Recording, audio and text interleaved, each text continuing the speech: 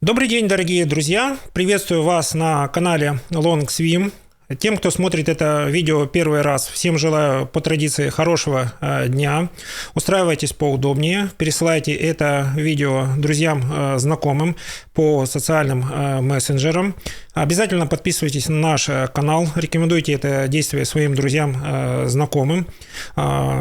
Нажимайте колокольчик, ставьте лайки, пишите комментарии.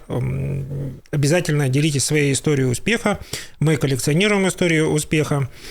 Тема сегодняшнего видео – почему дисциплина решает все в твоей жизни. Это видео в большей степени будет посвящено женщинам. Почему? Потому что они больше переживают за дисциплину, убьет ли дисциплина их творческое начало. И давайте разбираться в этой теме подробнее. Колесо жизненного баланса представляет собой 8 сфер. Они между собой очень сильно перемешаны, взаимосвязаны, сильно влияют на друг друга. Самая сфера, где больше всего сосредоточены эмоции, это отношения и семья. Колесо жизненного баланса – это про баланс действий и эмоций, про бесконечное стремление к профессиональному долголетию, к личному долголетию. Представьте, вам уже 50-60 лет, вы уже можете легко обернуться назад и озвучить, что вас порадовало, что вам пригодилось из тех знаний, которые вы получали в школе, в институте. Нужен ли вам сейчас тот профессиональный опыт, который вы добывали в течение многих лет? Пожалуйста, напишите о своих переживаниях.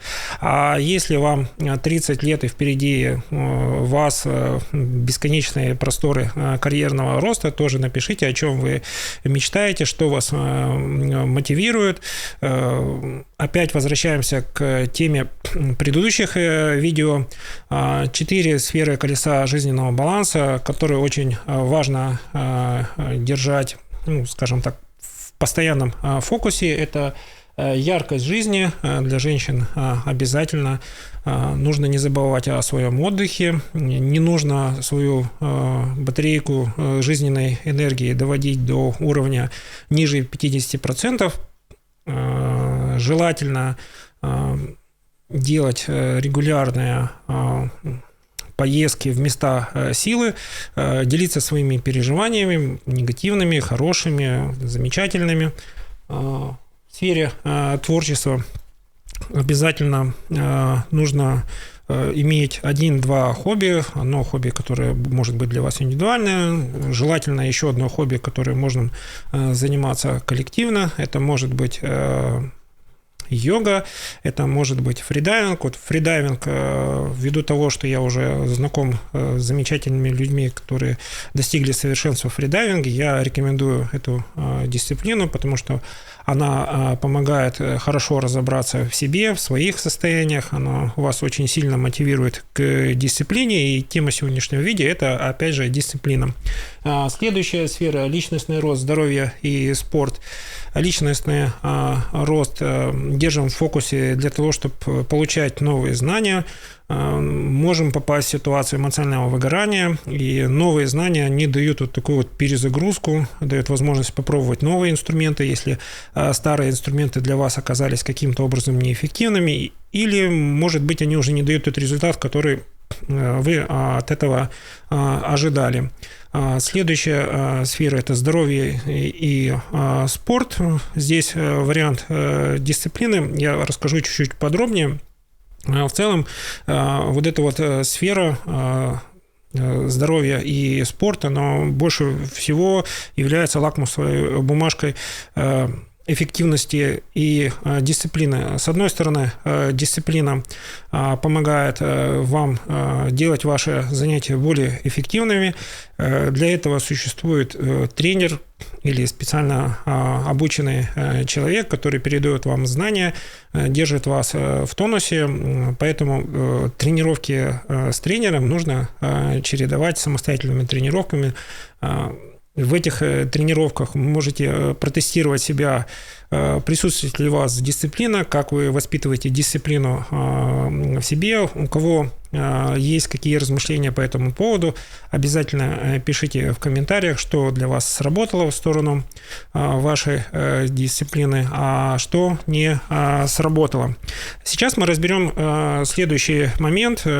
Дисциплинированность не мешает ли вам проявлять творческое начало? Творческое начало – это духовный рост и творчество, и существует два противоположных взгляда.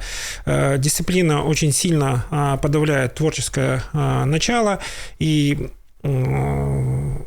вторые сторонники дисциплинированность не мешает нам проявлять творческое начало. Давайте рассмотрим аргументы первой группы людей и аргументы второй группы людей. Начну, как правило, с положительного, с мотивирующего. Дисциплинированность не мешает вам проявлять творческое начало. Если вы занимаетесь хобби уже продолжительное время, у вас сложился какие-то ритуалы, определенные действия, и когда хобби в вашей жизни присутствует там один раз в неделю, оно становится для вас таким вот моментом погружения в себя, погружения в свое любимое занятие, и после такого занятия вы чувствуете умиротворение, вдохновление, понимание того, что вот побыли наедине с прекрасным, сокровенным, качественным. У каждого есть свои мотивы. Как может дисциплина очень плохо влиять на творчество? Те, кто считает, что дисциплина – это, наоборот, катализатор творчества, приводят следующий аргумент. Регулярно занимаемся хобби, находимся в сообществе таких же увлеченных людей. Увлеченные люди, кто-то подсказывает какие-то свои инсайты, или вы становитесь для людей уже ходячим инсайтом.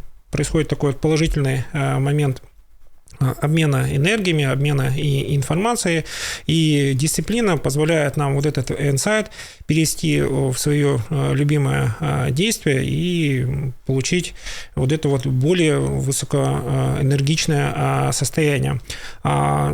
Аргументы людей, которые считают, что дисциплина или дисциплинированность подавляет творческое начало. Считается, что зарегулированность и излишние правила, они ведут к тому, что творчеству нет места, творчеству заключено в какие-то рамки. Здесь на помощь приходит у нас следующая сфера, называется личностный рост. Пожалуйста, изучайте другие хобби. То есть, если вы пришли к состоянию, что у вас возникло ощущение, что ваша дисциплинированность или дисциплина подавляет ваше хобби, ваше творчество, пожалуйста, через сферу личностный рост попробуйте новое хобби. В новом хобби вы за год найдете новые правила, новое соотношение дисциплина и творчества, и найдете уже аргументы в пользу того, что дисциплина и творчество могут очень мирно существовать и оказывать на вас благоприятное воздействие. Вот эти вот сферы яркой жизни, духовный рост и творчество, они являются нашими такими вот поплавками, которые помогают нам держаться на плаву жизни. И здесь, в этих сферах, нужно искать свои внутренние точки опоры. Вот здесь вот не зря в одной сфере заключено там духовные ценности и ваше хобби. Духовные ценности – это вот ваши умозаключения, которые держат вас на плаву в сложных ситуациях. Сфера личностный рост, здоровье и спорт – это уже то, что вам помогает обладать той необходимой энергетикой, то есть это сила и знания. Вот мы в здоровье и спорт обладаем определенной силой, мы переполнены энергией. Личностный рост, сфера вся, которая связана с знаниями, говорит о том, что если на начальном этапе вы получаете знания и прогоняете эти знания сквозь призму, подходит вам, не подходит, то есть состояние 0,4 – это такой вот излишняя критика человека, который делится знаниями, и если вы переходите в состояние личностного роста от внутреннего критика к наставничеству, то есть когда вы уже для другого человека являетесь источником знаний, знаний, вы за собой начинаете замечать, что тому человеку, которому вы пытаетесь помочь, вы испытываете вот все элементы преодоления его критического мышления. В качестве примера приведу взаимоотношения уже с повзрослевшими детьми, которые не совсем воспринимают ваш жизненный опыт, считают, что он уже устарел, не актуален, считают, что дети, что у них уже другая дорога, какой-то свой жизненный путь, который для них будет уникальным, и они этот путь по жизни пройдут как бы легко. Здесь, пожалуйста, наберитесь терпения, потому что сфера личностного роста говорит о наличии уже готовых проверенных веками и инструментах наставничества, передачи опыта. Самое главное в состоянии 4-8 в сфере личностного роста трансформировать знания, которые вы получаете, применительно к вашей практической жизни. И когда вы будете передавать свой личный опыт, не ожидайте, что те, кого вы наставляете или о ком заботитесь, у каждого своя мера получения знаний и трансформации. Может, они и согласны с тем, что вы говорите, но когда наступит момент применения знаний, которые их передали, наберитесь терпения, всему свое время. Почему дисциплина решает все в твоей жизни? Дисциплина и управление временем – это вот ваше решение сделать 3-4 задачи в день или ваше решение сделать 1-2 задачи в день. Дисциплина – это решение не расстраиваться, когда у вас там полный штиль, полное бездействие в бизнесе, это вынужденные паузы, это какие-то неприятные события. Дисциплина помогает вам не фокусироваться на неудачах, дисциплина помогает вам сосредоточиться на задачах на год, потому что в течение недели существуют ваши периоды высокой производительности, низкой производительности, периоды усталости, период, когда вы восстановились. То есть все это нужно учитывать. С возрастом это приходит в какой-то гармонии. Следующий момент, который обсуждается в теме дисциплины: нет дисциплины, нет порядка. Давайте рассмотрим сферу отношения семья, друзья и окружение. Они находятся рядышком, очень сильно влияют друг на друга. Возвращаемся к теории колеса жизненного баланса в сфере отношения семья, друзья и окружение. Накоплено, если брать все эмоции, которые здесь есть, здесь накоплено в сфере отношения и семья 50% эмоций. То, что мы не можем выразить в профессиональной сфере, в сфере карьеры и бизнеса, что мы не можем выразить в сфере яркости жизни, семья, отношения – это там, где можем быть самим собой и можем открыто выразить свои эмоции в надежде на то, что ваш любимый человек, любимый мужчина, любимая женщина вас поймет, окажет вам необходимую поддержку, но в реальной жизни не тут-то было, по-разному бывает. Другой человек, любимый, ожидает от вас больше поддержки. Поэтому здесь важно договориться о правилах, традициях в ваших семейных отношениях. И когда эти традиции соблюдаются, для этого нужна дисциплина. И дисциплина в сфере семья и отношения – это соблюдение ваших договоренностей, долгосрочных, краткосрочных договоренностей, или умение менять правила по взаимному согласию. Опять возвращаемся к нашим состояниям. Состояния, которые у нас присутствуют в сфере семья и отношения, это 30% времени вы будете находиться в состоянии 0,4. Состояние, когда вы наслаждаетесь друг другом, взаимной любовью через страдания. Обязательный элемент, такой вот присущий для мазохистов, вам нужно пострадать.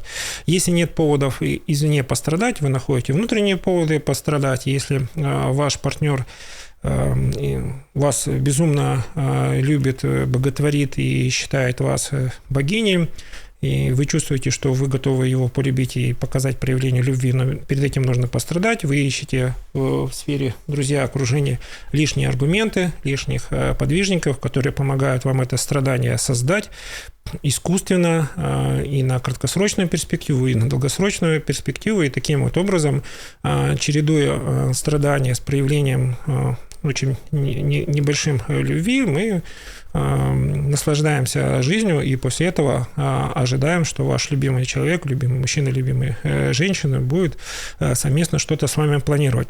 Эту стадию нужно пройти.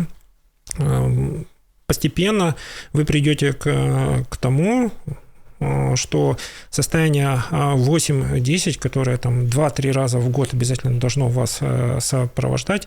Напишите, кстати, какие бывают у вас периоды или в какие месяца вас в сфере отношений и семья посещают состояние 8-10, когда вы переисполнены энергией, когда у вас есть желание поделиться своими фотографиями совместными, видео, рассказать о том, что вы счастливы. Кстати, вот показать своим друзьям и окружению фотографии ваши совместные, опубликовать их в соцсетях или просто переслать в чат с друзьями и родственниками, и вы увидите, что ваши радостные фотографии вдруг у ваших друзей и родственников не вызывают бурные реакции.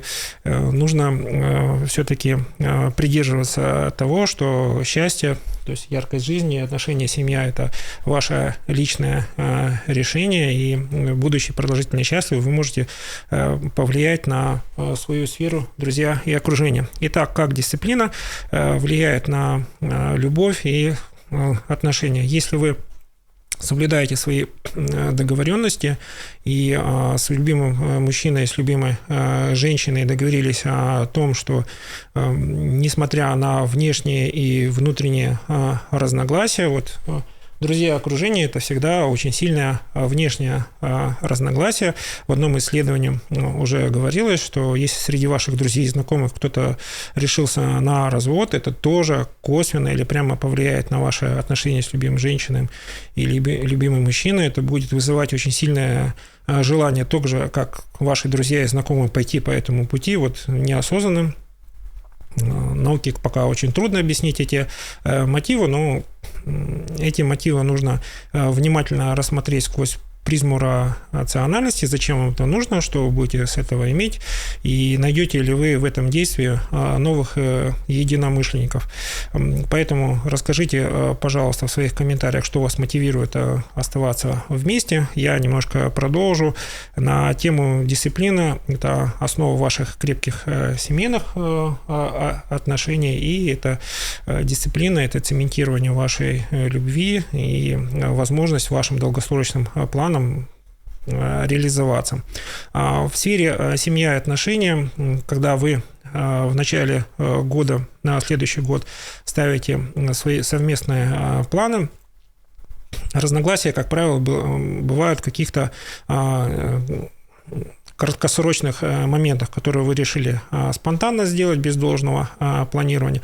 Как правило, в каких-то долгосрочных проектах, там, покупка машины, покупка дома, ремонт в квартире, там разногласий нет. Все понимаете необходимость того, что нужно пройти вот этот путь временных трудностей, но результат того стоит.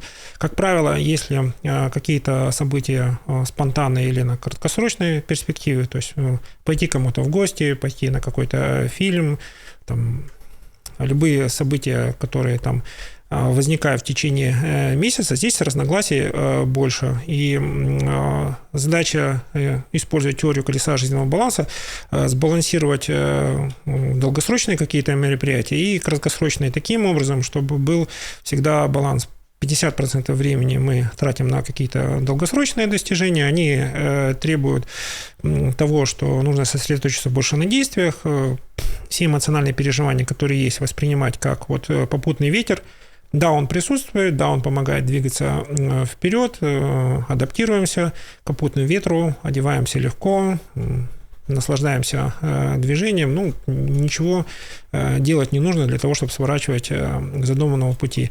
Когда вас накрывают разногласия, вспоминайте основное правило дисциплины. Дисциплина – это соблюдение договоренности. Ваши договоренности – делать что-то совместно. Ваша договоренность с самим собой, любимые женщины, те, кто смотрит это видео, смотреть на список своих дел. В каждой сфере вы запланировали на год свои достижения, идете к своим достижениям через минимум отрицательных эмоций, понимаете, что достижение этих целей для вас является очень-очень важным. Очень важно, вот в этом видео очень много слова, важно вести дневник, чтобы в дневнике фиксировать свои переживания в виде списка. Что вас мотивировало на какие-то отрицательные переживания, что вас привело к тому, что вы начали сомневаться в поставленных задачах, какие источники того, что вы потеряли где-то зря время, какие друзья и знакомые больше всего вас демотивируют, больше всего вас огорчают. В конце года вы обязательно найдете на все ответ, потому что там будет не очень большой список, как правило. Среди друзей и окружения есть до 10 человек, которые стараются именно вас больше расстроить, именно вас перевести в состояние сомнений. Ответ для их поведения очень простой. Они больше всех нуждаются во внимании, в любви. У них больше всего нереализованных планов. И то, что вы успешно идете к своим целям, их просто триггерит, они расстраиваются, потому что на самом деле у них очень мало поддержки. И для того, чтобы это хоть как-то исправить, нужно прорабатывать сферу их духовных ценностей и роста. Да? Почему? Потому что в основе такого негативного поведения лежит осознанное желание реализовать свою миссию. Нет счастья у меня в жизни, я буду всем другим рассказывать, что идти к счастью можете только самой тяжелой дорогой, той дорогой, которую выбрал я или выбрала я сама. Поэтому смотрите видео, как диагностировать свое состояние в сфере колеса жизненного баланса. Отдельное видео посвящено анализу того, что мы получили, и отдельное видео посвящено в плейлисте, как планировать свои достижения. Подводим итоги, почему дисциплина решает все в твоей жизни. Дисциплина позволяет, после того, как вы создали план того, что вам важно сделать в следующем году, помогает выделить для этого необходимое время, выбрать тех людей, которые будут способствовать вашему успеху. Это осознанный выбор людей, которые будут радоваться вашему успеху. Мешает ли дисциплинированность проявлять творческое начало? Я считаю, что дисциплина не мешает проявлять творческое начало, а наоборот развивает творческое начало. И нет дисциплины, нет порядка. Очень важное замечание для того, чтобы ваши отношения и семья строились по принципу укрепления того, что вы имеете. То есть вот эта вот сфера отношений семья и деньги – это миссия сохранить и приумножить. В семье и в отношениях вы сохраняете ваши нежные чувства друг к другу, избавляетесь от привычки все делать в одиночку, накапливаете семейное богатство, семейный опыт для ваших следующих поколениях. В сфере денег вы постоянно занимаетесь в состоянии 4-8 продвижением своей экспертизы, продвижением своих товаров и услуг, и это в ближайшем и в далеком будущем дает вам очень большой фундамент для того, чтобы вы нашли новых единомышленников, получили новых заказчиков, и чтобы ваши планы реализовывались, потому что вы идете самой короткой дорогой, которую выбрали для того, чтобы потратить меньше сил. Всем, кто смотрел это видео, всем желаю хорошего дня. В вашей жизни все получится. Я в вас верю.